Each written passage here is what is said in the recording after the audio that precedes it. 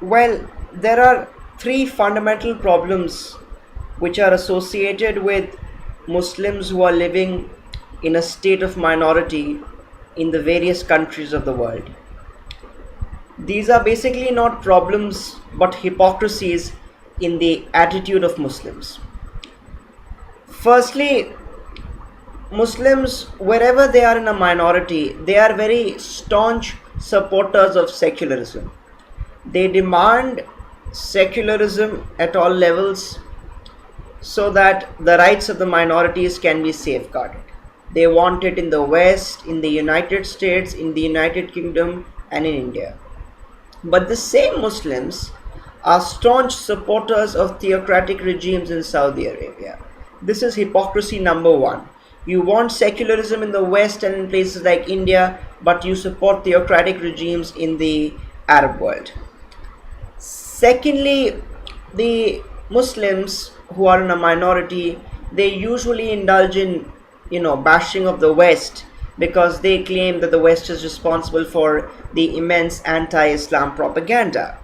Now, it is true that the West does not respect Muslims to a great extent, but it does give them rights. You can go to the West, you can get citizenship in the West, you can marry Western women, and you can do your own business in the West.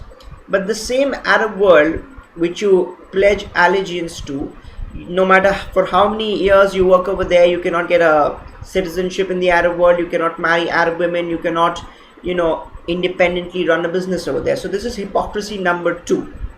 You disparage the West, you criticize the West, saying that they don't respect you, but you say nothing about the Arab world, which neither respects you nor gives you any rights. Lastly, and most importantly, whenever there is something in the West which goes against Islam or Muslims, Muslims who are in a minority, they tend to protest. But the same Muslims, they will say nothing when small minorities within the Muslim community are persecuted. Suppose there's a clash between Muslims and non-Muslims, like in Kashmir or Palestine or Chechnya or in somewhere in China. Then the Muslim response will be very aggressive, very hostile.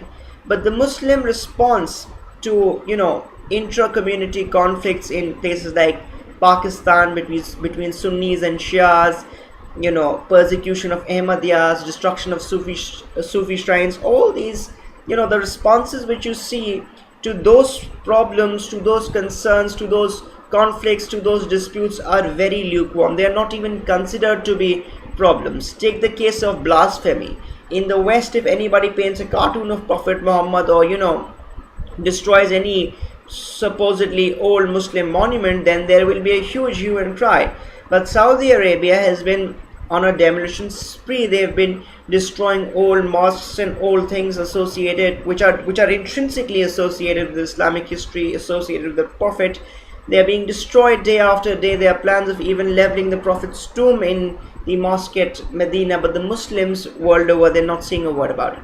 So these are three fundamental hypocrisies which I associate with Muslims who are living outside the Arab world, and I expect them to realize that the Arab world is not as kind to them as they think it is.